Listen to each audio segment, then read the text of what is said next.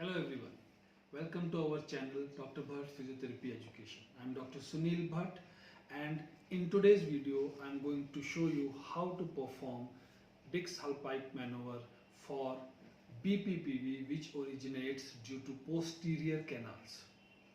As we know, there are three canals in the ear: interior, posterior and horizontal canal, out of which horizontal and anterior semicircular canal BPPVs are not so common as posterior canal BPPV.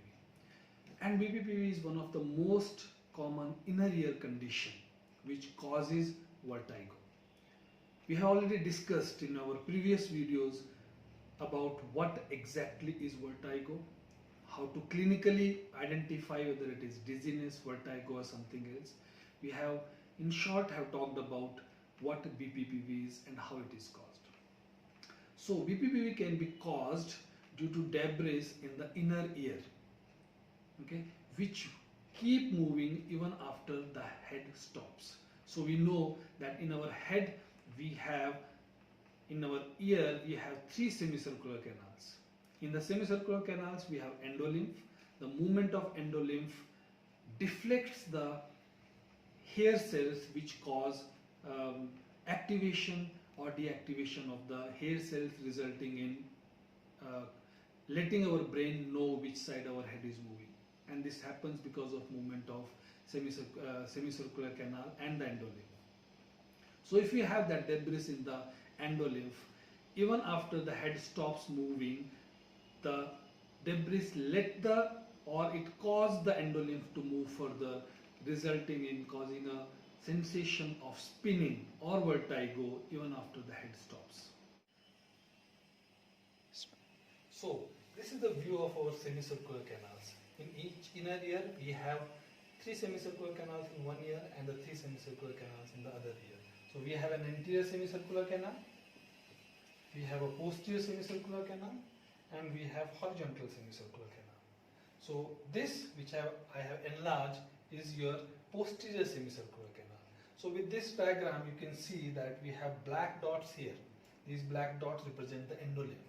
So under normal conditions, when your head moves in one particular direction, the endolymph moves with it, and because of which at the end where we have hair cells, which causes deflection of these hair cells, resulting in the information going to brain whether it has been activated or deactivated. So whichever side it has been activated, the movement of head has happened on that side. But in BPPV, when we have these debris inside your semicircular canals, when the head moves, the endolymph moves. Even after the head stops, this semicircular canal endolymph keep moving because of this debris which keep moving even after the movement of the head stops, because of which there is a sensation of spinning that we feel. That is how BPPV is produced, and that is why it happens under certain conditions. When you get up from lying down, when you turn in the bed. So these are the conditions when you get BPPV. Specifically, posterior canal BPPV comes when you get up from supine, when you get up from sitting position, when you bend down and you get up. That's how this is produced. Okay, so now we are going to show you how to perform Dix Hallpike maneuver. And remember, Dix Hallpike maneuver is only for posterior canal BPPV. Plus, secondly, what we have to look for is the nystagmus. That is a key. The direction of nystagmus will tell you which BPPV it is, because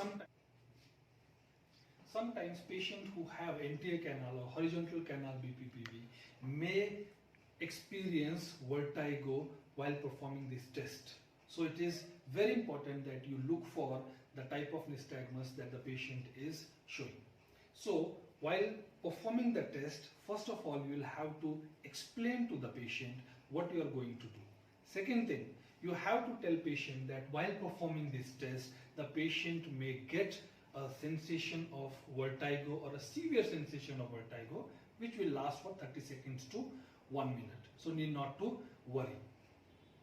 If patient is having very severe vertigo, it is advisable that you give some medication, antiemetic medication, before you are performing the test.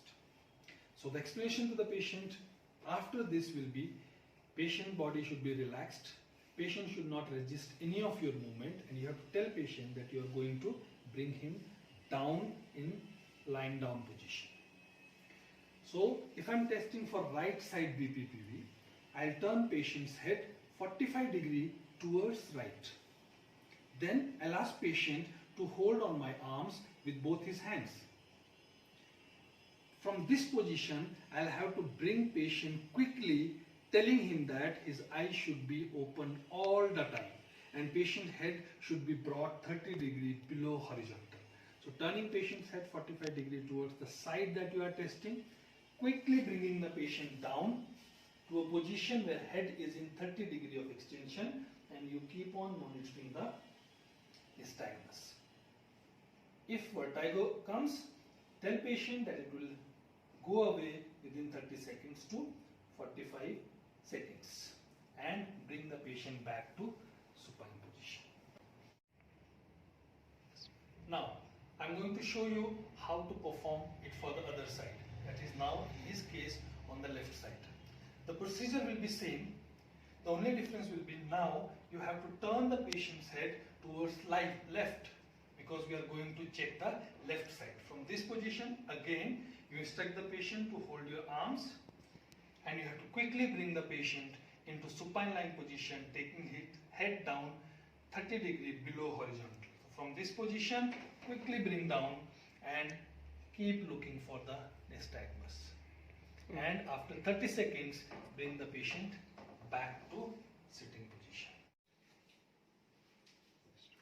That was all about Dix-Hallpike maneuver for posterior canal BPPV. If you like our video, like it, share it, and subscribe to our channel for more upcoming education videos in physiotherapy education. In our next video, we will be talking about how to treat posterior canal BPPV. Thank you.